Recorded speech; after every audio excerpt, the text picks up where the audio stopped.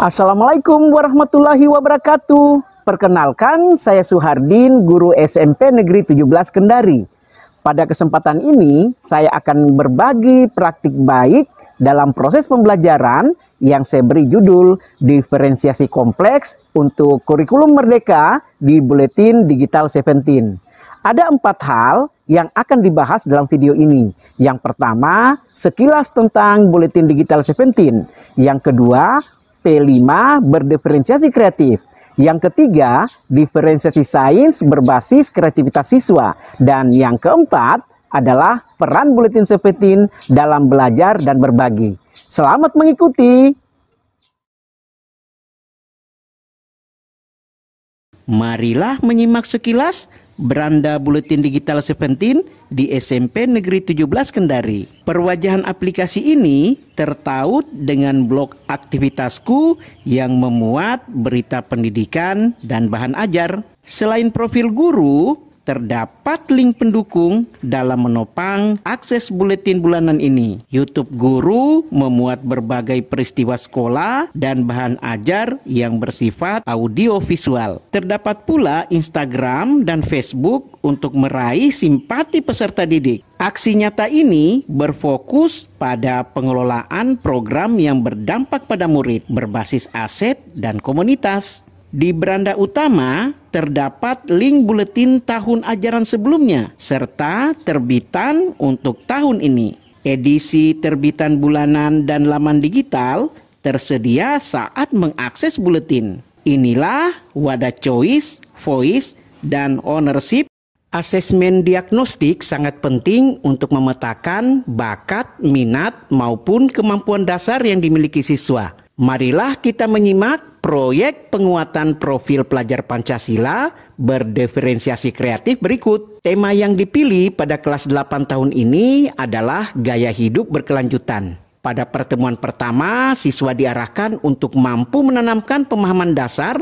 Tahap pemahaman ini dilanjutkan dengan pembuatan poster ataupun slogan di pertemuan selanjutnya. Menemukan ide melalui potensi diri dalam mengedepankan kesadaran dilakukan dengan berbagai cara. Produknya bisa bersifat digital maupun imajinasi di lembar kertas. Peningkatan pemahaman diri ini dilanjutkan dengan membangun kesadaran dalam bersikap. Peraturan yang ada ditelaah agar norma beretika pada alam bisa terjaga. Pengamatan lingkungan sangat penting. Data yang mereka ambil penting untuk mengidentifikasi bahaya sampah dalam kehidupan manusia. Penerapan dalam pembelajaran bermakna dilakukan melalui game kreatif pemilahan sampah.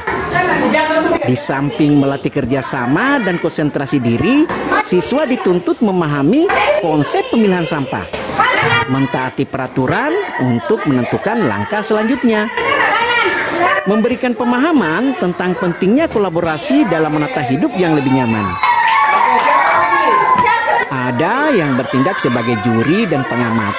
Mereka tidak menyadari jika saat ini bukan hanya kompetensi, namun pengembangan karakter telah masuk dalam tahap berkelanjutan. Minggu ke-6 menjadi awal kegiatan berkreasi dan berinovasi. Perilaku ramah lingkungan dilakukan melalui pengolahan sampah menjadi bahan berguna kembali. Berbagai kerajinan berbahan limbah dihasilkan. Aksi nyata ini berlanjut dengan rancangan ide kreatif. Rancangan pengolahan sampah organik didiskusikan dalam kelompok. Setelah seminggu, inovasi sederhana alat pembuat kompos pun telah jadi. Penggunaannya dilakukan dengan metode bimbingan eksperimen.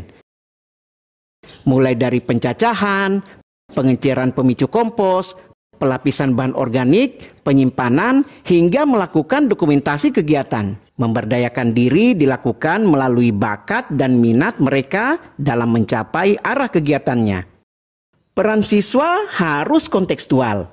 Pengamatan lingkungan sangat penting untuk melatih kepekaan sosial. Berdiskusi dan berdebat menjadi warna pembelajaran. Di sisi akhir, siswa menuangkan segala ide dan gagasannya dalam bentuk produk elektronik dalam pengolahan sampah. Peran eksploratif mereka berbeda-beda, mulai dari penyusun naskah, penanggung jawab, penata gaya, tim kreasi video hingga publikasinya. Begitulah cara mereka mengatur keinginannya sesuai aset, bakat, minat, dan kemampuannya dalam komunitas kelas. Nantinya karya mereka akan dipamerkan dalam kegiatan Market Day di akhir semester.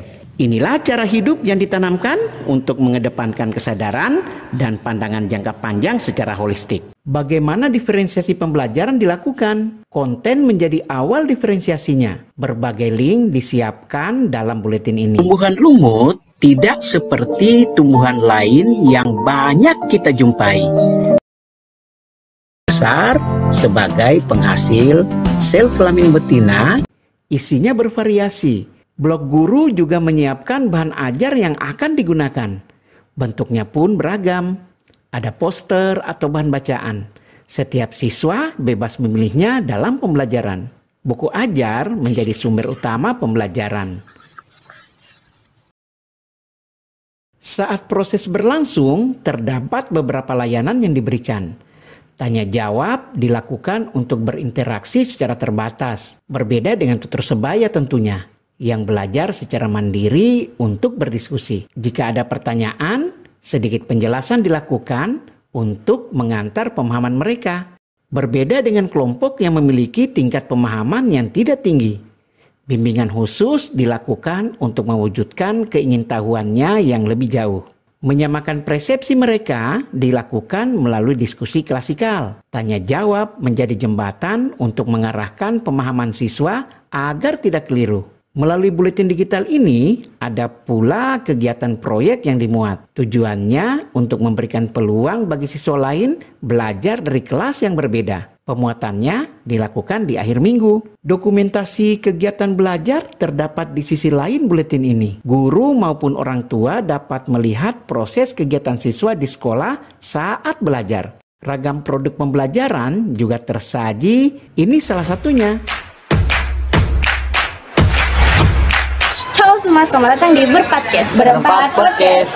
Selain video, terdapat pula gambar, tulisan, deskripsi sederhana, cerita.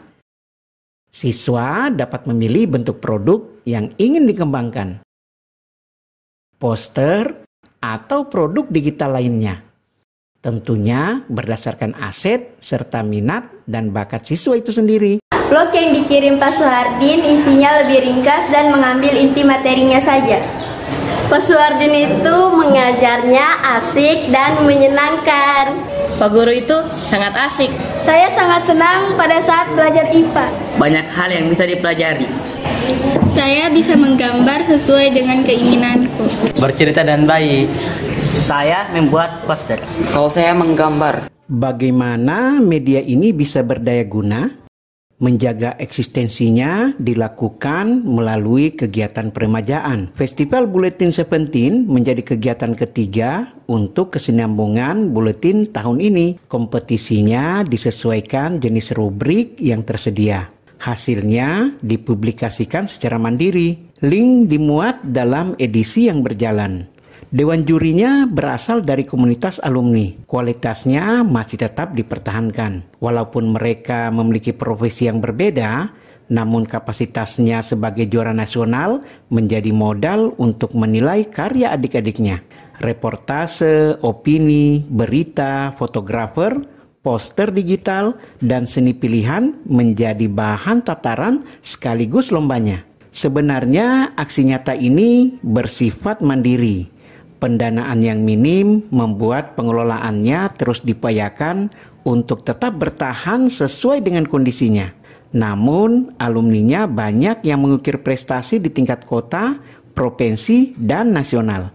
Terdapat hadiah kecil dan piagam sebagai umpan balik keberhasilan mereka. Orang tua para finalis diundang dalam penutupan. Harapan baru muncul sebagai regenerasi pengurus buletin selanjutnya. Berbagai pengalaman ini menjadi upaya menyebarluaskan aksi nyata untuk sesama pengajar. Begitulah upaya yang dikembangkan dalam implementasi kurikulum merdeka.